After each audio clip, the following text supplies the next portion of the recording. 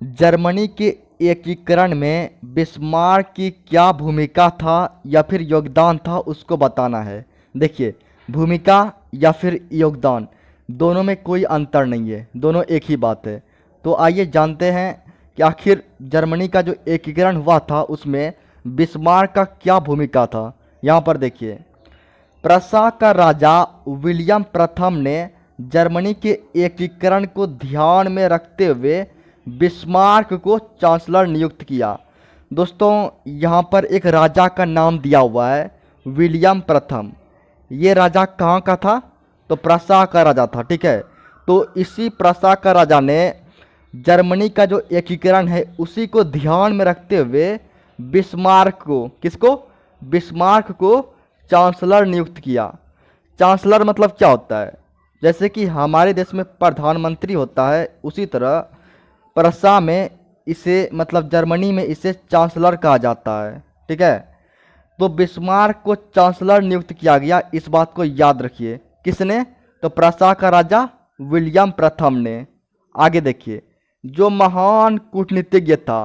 दोस्तों, ये जो बिस्मार्क था, ये बिस्मार्क महान कूटनीतिज्ञ था।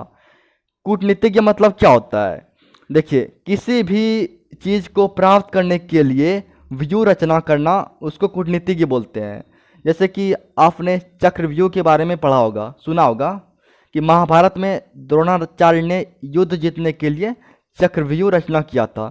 मतलब किसी भी चीज़ को प्राप्त करने के लिए व्यू रचना करना, उसको क्या बोलते हैं? कूटनीतिज्ञ कहते हैं, ठीक है। तो देखिए, ये जो था बिस्मार्क, ये महान कूटनीतिज्ञ था। उन्होंने लौह और रक्त की नीति को अपनाया। देखिए, ये जो बिस्मार्क था, इसने एक नीति को अपनाया। कौन सी नीति?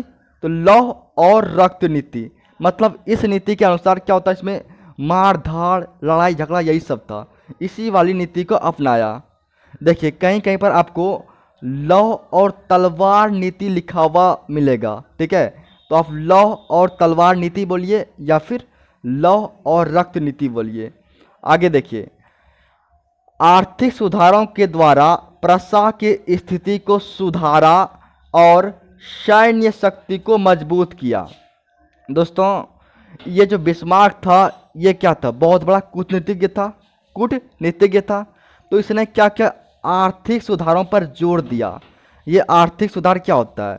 जैसे कि आपने कभी कभी आर्थिक स्थिति के बारे में सुना होगा। आप किसी दोस्त के पास जाते हैं और उससे कुछ पैसे मांगते हैं, तो वो बोलता है मेरा आर्थिक स्थिति बहुत ख़राब है, मतलब मेरे पास पैसा नहीं है। तो वही बात है कि ये जो है बिस्मार्क, इसने आर्थिक सुधारों पर, मतलब इनकम को बढ़ाने के क्षेत्र में इसने ध्यान दिया और फिर आर्थिक सुधार किया। और इसी आर्थिक सुधार के द्वारा ये जो है सैन्य शक्ति, इसको मजबूत किया। देखिए, जब आर्थिक सुधार करेगा, यानी जब पैसा आएगा तो ताकत तो आएगा ही, मतलब मजबूती तो आएगा ही। तो जब ताकत आ गया, मतलब पैसा आ गया, इसके बाद इसने क्या किया? तो सैन्य शक्ति जो है, मतलब अपने सैनिकों को मजबूत किया, ठीक है। उन्होंने जर्मनी के एकीकरण के लिए डेनमार्क, ऑस्ट्रिया और फ्रांस से युद्ध किया। यहाँ पर कुछ देशों का नाम दिया हुआ है, डेनमार्क, ऑस्ट्रिया, फ्रांस, इसे ध्यान में रखिएगा। इन सब देशों को जर्मनी के एकीकरण के लिए इन सब देशों से युद्ध किया और तथा क्या है, पराजित भी किया। देखिए, ये सब जो देश है, इसे पढ़ के धो दिया, इसे हरा दिया, पराजित कर दिया इन सब देशों को, ठीक है। किसके लिए? तो जर्मनी के एकीकरण के लिए। अब आगे देखिए, यहाँ पर सेडान के युद्ध में, यहाँ पर देखिए, सेडान के युद्ध में फ्रांस बुरी तरह से हारा। दोस्तों, फ्रांस को ना इसने बुरी तरह से हराया, ठीक है। किस युद्ध में? तो सेडान के युद्ध में फ्रांस को बुरी तरह से हराया, ठीक है।